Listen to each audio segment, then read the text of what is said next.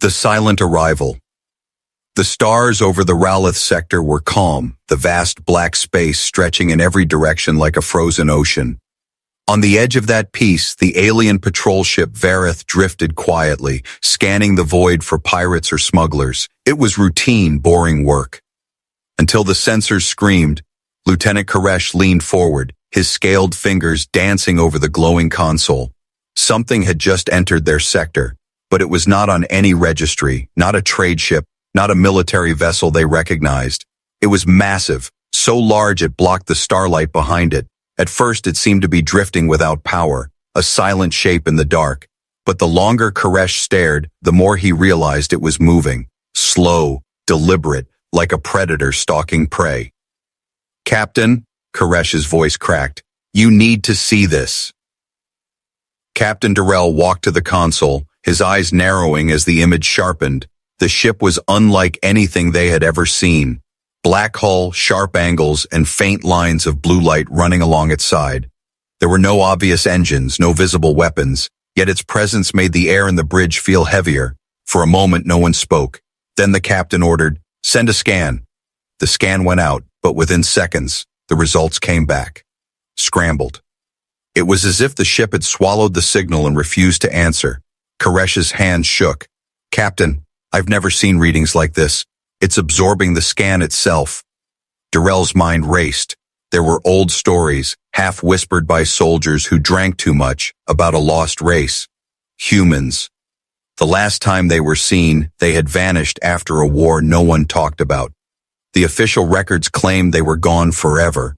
But the markings on this ship, they were in an unknown script, sharp and bold, and in the corner of the hull, just barely visible, were two words in a language Durrell didn't know. The patrol crew didn't need to be told this was dangerous. Every instinct screamed to turn away, to leave it alone. But as the Vareth slowly adjusted its position, the black ship seemed to adjust too, facing them. It wasn't fast, it wasn't aggressive. It was worse. It was studying them. Koresh's voice was almost a whisper now. "It's alive." The captain snapped, "Ships aren't alive, Lieutenant." But even he wasn't sure anymore. The alien ship was big, yes, but this one was colossal. If their patrol craft was the size of a fishing boat, this thing was an island. Its surface shifted slightly, as if light bent around it. Small pinpricks of illumination ran along its edges, not like running lights, but like eyes, watching. The captain ordered a coded alert to high command. The message was simple: unknown vessel, unknown tech, possible threat. Then they waited. Every minute stretched like an hour. The Vareth's crew could feel it. The other ship was not drifting. It was waiting. Then something happened. The ship's hull shifted, revealing strange, dark openings. The crew tensed. Were these weapons? Launch bays? No shot came, no sound, no movement except for a slow rotation. And as it turned, the alien crew saw it in full for the first time. It was long and sleek, like a blade forged for war. The black surface seemed to swallow the stars. And then, they saw the words clearly, painted in bold white letters, scarred but still proud. United Earth Navy. The bridge fell silent. Nobody breathed. Koresh felt his throat tighten. Those words. They didn't belong here. They didn't belong now. Humans were gone, extinct, erased from the galaxy stage, but here was proof, floating before them, not a ghost ship, not a ruin, a living warship. The captain's hand hovered over the comms panel, unsure whether to speak or stay silent. If they hailed it, would it answer? If they ignored it, would it leave? Before they could decide, the massive vessel's lights brightened slightly. The change was subtle, but it felt like an eye-opening. The alien crew's hearts pounded in unison. Whatever this ship was, it knew they were here, and it was not afraid. Koresh glanced at the captain, his voice trembling. "What do we do?" The captain stared at the black warship, feeling the weight of history pressing down on him. His mind went back to those forbidden stories, about how when humans came to fight, they didn't stop until the enemy had nothing left. If this was truly one of their ships, then their people were in more danger than they had ever known. Outside the viewport, the battleship floated in silence. It didn't threaten, It didn't move closer, but the fear it carried was like gravity, pulling at every mind on the Vareth. In that moment, every alien aboard understood one thing. They were prey, and something far older, far stronger was watching them. And then, just as suddenly as it had appeared, the ship's lights dimmed again. It was waiting, watching, choosing its next move. Whispers in the council. The great council hall of Vorexis Prime was built to make visitors feel small, its high ceiling arched like the ribs of some ancient beast, lit by cold silver light. At the center, the long table stretched like a war front, with leaders from every alien province seated in silence. It was not often they were summoned without warning, but the message from the Vareth had reached them in less than an hour, and its content had turned even the most arrogant faces pale. Grand Chancellor Varel broke the silence first, his deep voice echoing through the chamber. "A ship has entered our borders," he said slowly, "and it carries a name we were told would never return." The word humans was not spoken, yet every mind in the room heard it. For a moment, the only sound was the faint hum of the ceiling vents. Then Counselor Theron of the Outer Colonies leaned forward, his scaled claws tapping the table. "This is impossible," he hissed. "That war ended generations ago. The humans were removed." His choice of word did not go unnoticed. Removed was the polite way of saying exterminated. A younger counselor from the Rim world swallowed hard. "My grandfather told stories," she whispered. "Stories of human fleets appearing out of nowhere, burning worlds, breaking empires, and then disappearing before anyone could understand why." Several heads turned toward her, their eyes narrowing. Old legends were not to be spoken in this hall. Legends had a way of waking things better left buried. A screen descended from the high wall, and the recording from the Vareth began to play. The image shook slightly, the patrol ship's cameras struggling to focus. But the massive black warship filled the screen, its shape, its size, its shadow swallowing the stars. All were there. Then came the clearest part, the words painted on its hull. United Earth Navy. Even those who had never heard of humans before felt something deep in their bones, a strange, instinctive fear that no council training could hide. "Is it alone?" someone finally asked. The fleet marshal answered without emotion. "We don't know. But if this is only one and more exist, our defenses are meaningless." Arguments broke out. Some demanded immediate attack, claiming that if the humans had returned, they must be destroyed before they could rebuild their forces. Others shouted for retreat, warning that attacking first might provoke a war they could not survive. Through it all, Grand Chancellor Varel sat still, his four eyes fixed on the still image of the ship. He had fought in the old war, though officially that war did not exist.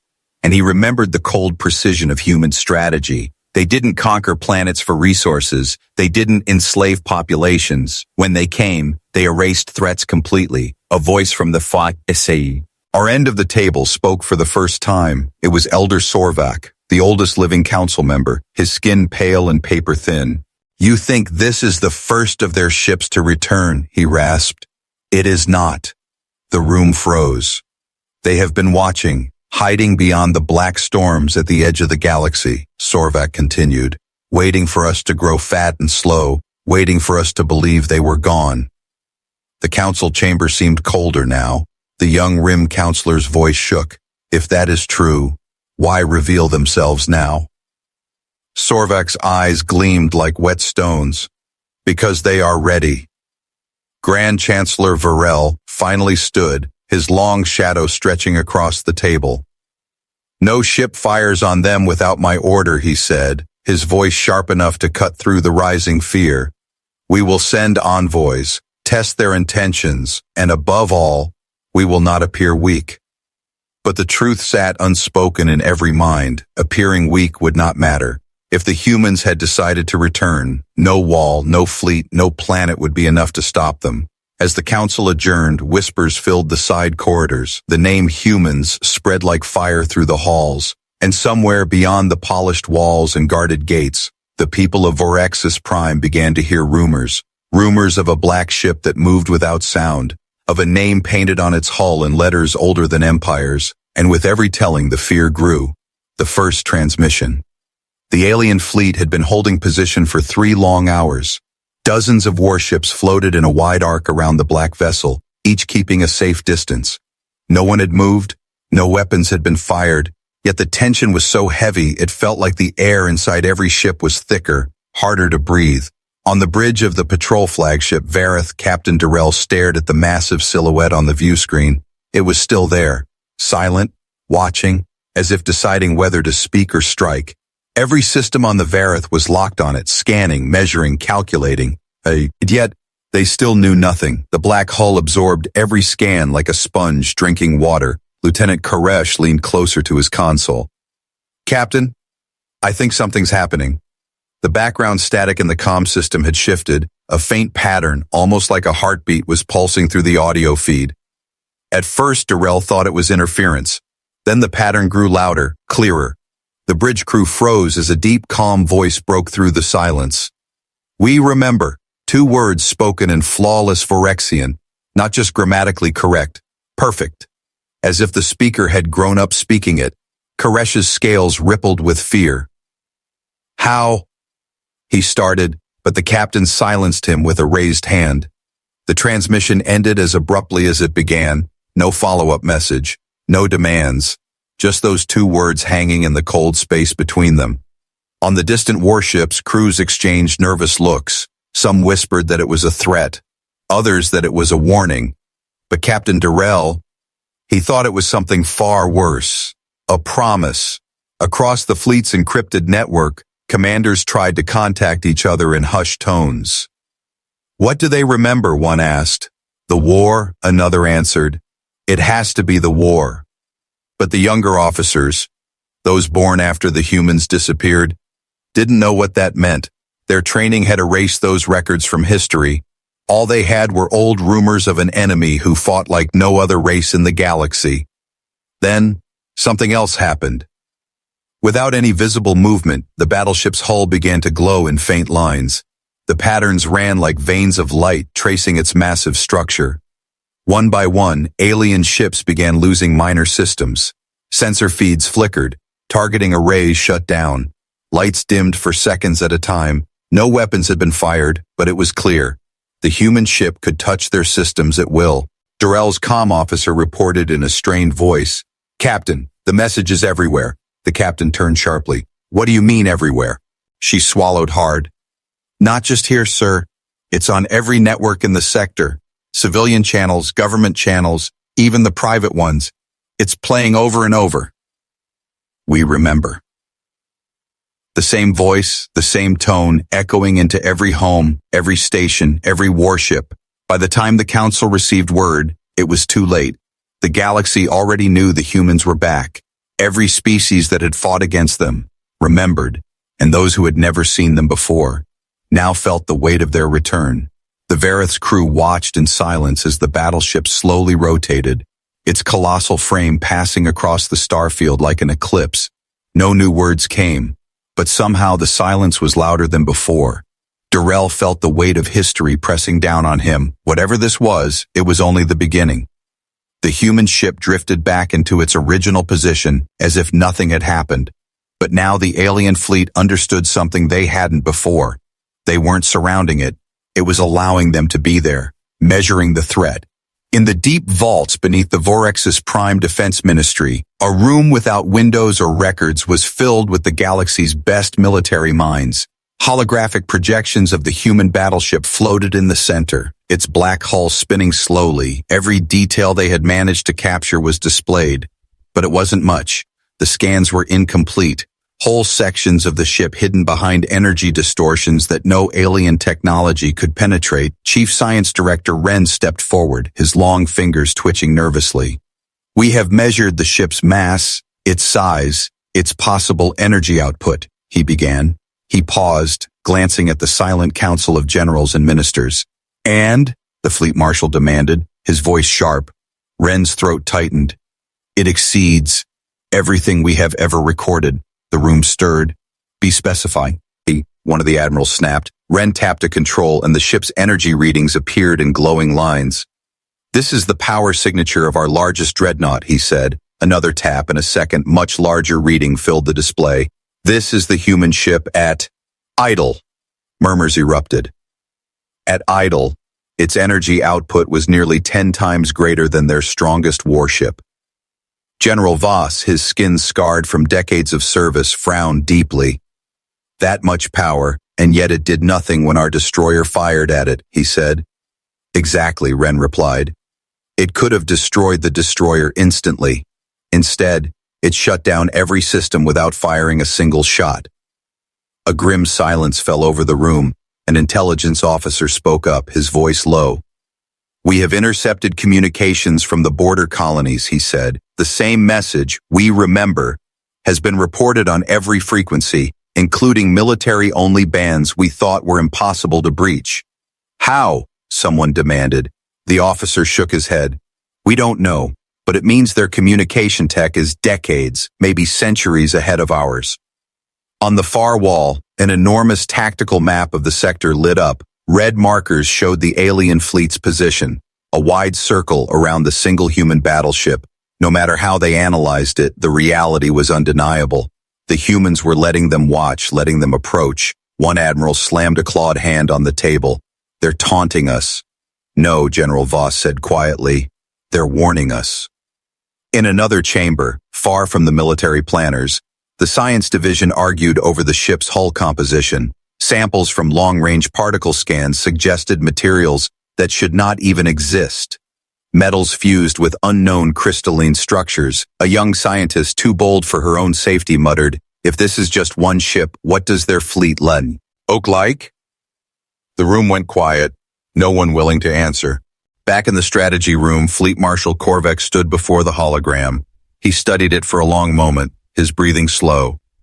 "This ship is not here by accident," he said finally. "It's a scout, or a messenger, maybe both." A general laughed bitterly. "If that's a scout, I'd hate to see their main force."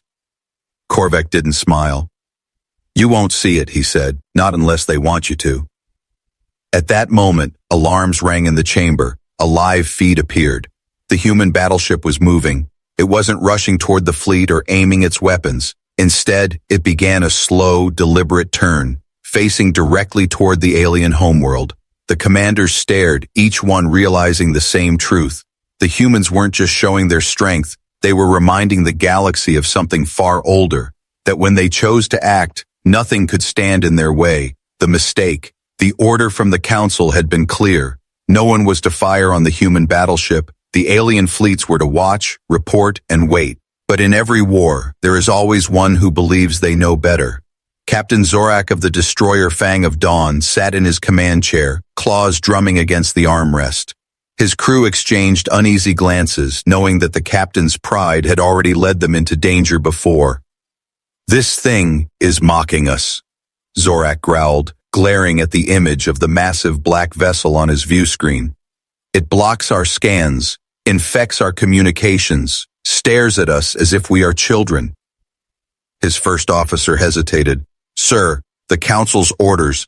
"I don't take orders from cowards," Zorak snapped, cutting him off. He turned toward the weapons officer. "Arm the plasma torpedo," he said, his voice cold. The crew froze. One brave engineer muttered, "Sir, if you do this." Zorak's eyes burned. "If I do this, the galaxy will remember who commands the Fang of Dawn." Across the fleet, her captains watched in disbelief as the destroyer broke formation. Its engines flared, carrying it closer to the human battleship than any other vessel had dared to go. "Is he insane?" someone whispered over the open comms. On the Vareth, Captain Durrell gritted his teeth. "He's going to get us all killed," he said under his breath. The destroyer's targeting systems locked onto the black vessel. Warnings blared on every fleet channel, but Zorak ignored them. "Fire," he ordered. The torpedo streaked through the void, a bright spear of plasma cutting across the black between the two ships. For a fraction of a second, the fleet thought it might hit. Then, it vanished. No explosion, no impact, just gone. Sensors recorded a spike of impossible energy around the human ship's hull. The torpedo hadn't been destroyed. It had been erased. On the bridge of the Fang of Dawn, alarms screamed as every system went dark. Engines offline, weapons offline, life support failing. The The crew scrambled in panic, trying to restart their systems, but it was as if the ship itself had been turned into a lifeless shell. Through the forward viewport, the black battleship slowly rotated to face them. Its hull glowed faintly, the lines of light pulsing like the heartbeat of something ancient and alive. Across the fleet, silence fell. No one dared move, no one dared speak. It wasn't the speed of the response that terrified them. It was the precision. The human ship had disabled the destroyer without harming a single crew member. It was a message, a warning, a demonstration of exactly how much control it had over them. On the powerless destroyer, Captain Zorak sat in the dark, the weight of his mistake pressing down like a mountain. He had wanted glory. Instead, he had given the humans a stage, and they had shown the galaxy exactly what they could do without even firing a shot. The Fang of Dawn Dash rifted helplessly in the void, and in the shadows of its black hull, the human battleship waited. The lesson was clear. If it had wanted to, it could have erased them all, but it hadn't. Not yet. The face of humanity. The alien fleets waited in silence, their formations still circling the black battleship like nervous predators around a wounded animal. Except this animal was neither wounded nor afraid. It had just proven it could disable their strongest warships without effort, and now it was turning its attention to them. On the Vareth's bridge, Captain Durrell leaned forward, eyes locked on the main view screen. The human vessel's dark surface shimmered faintly, its lines of light flaring brighter than before. For the first time, a section of the hull split open, revealing a deep recess. And in the center, a glowing circle like an ancient eye, a comm channel opened without request, bypassing every encryption, forcing its way into every warship, every station, every screen in the system. At first the display was nothing but static. Then the image sharpened. A man stood there, tall, broad-shouldered, wearing a uniform so old it belonged in a museum. The black of his coat was lined with silver trim, and on his chest shone a single insignia, United Earth Navy. His face was weathered, not from age but from years of battle. His eyes, cold steel gray, scanned the alien commanders as if he could see each of them through the camera. When he spoke, his voice was calm, deep, and filled with a weight that pressed against every heart listening. "We came to see what became of those who erased us from history," he said. The words carried no anger, yet they struck harder than any weapon. In the council chamber on Vorexus Prime, leaders leaned toward the display, their mouths dry. In the fleet, junior officers exchanged nervous looks, unsure if they were supposed to respond. The human commander continued. "Your leaders remember the war they lost," he said, "but they never told you how it ended." The silence that followed felt endless. On the Vareth, Lieutenant Karras, each swallowed, his voice breaking the stillness. "Sir, is he talking about—" "Yes," Durrell said quietly. "He's talking about that war." The commander's gaze sharpened. "You buried the truth," he said. "You thought if our name was erased from your records, we would fade away." A faint smile touched his lips, but it was not the smile of a friend. "We did not fade," he said. Behind him, through the faint haze of the transmission, shapes moved. Silhouettes of other ships, larger than anything the alien fleets had ever imagined. The signal did not fade to black. Instead, the human commander stepped closer, his face filling the screen. "You have one chance," he said. "One choice." His voice dropped to a whisper, yet it carried through every speaker like thunder. "Do not make the same mistake twice." The transmission ended. The fleets were left in silence, and for the first time in generations, the alien commanders understood what true fear felt like. The final message, the human battleship, did not move for several minutes after the transmission ended. It simply hung there in the void, silent and unshaken, as if daring the alien fleets to act. Not a single ship moved closer. Not a single weapon was armed. Every captain knew that one wrong choice would be the last choice they ever made. Then, without warning, the battleship began to turn. Its vast hull shifted with slow, deliberate grace, until its bow faced the alien homeworld directly. The planet's oceans, continents, and great cities sparkled under the sun. But now, they were all in the shadow of something older, stronger, and infinitely more dangerous. From orbit, the ship's colossal frame blocked the light over entire regions. Citizens looked up from their streets and windows, Seeing only a black shape blotting out the stars, a hum began to vibrate through the comm systems of every alien ship and city. It wasn't saying, "Attic." It wasn't a threat. It was a presence.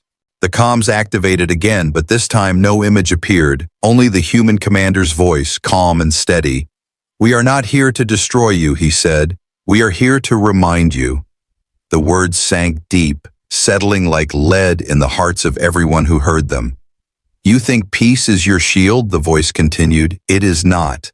You think forgetting will protect you. It will not. We remember the war. We remember every betrayal. And we remember every name." On the Varith's bridge, Captain Durrell felt as if the temperature had dropped. Even without seeing the human's face, he could feel those cold eyes on him. The voice spoke again, slower now, each word like the toll of a great bell. "From this day forward, we watch. From this day forward, you will remember too."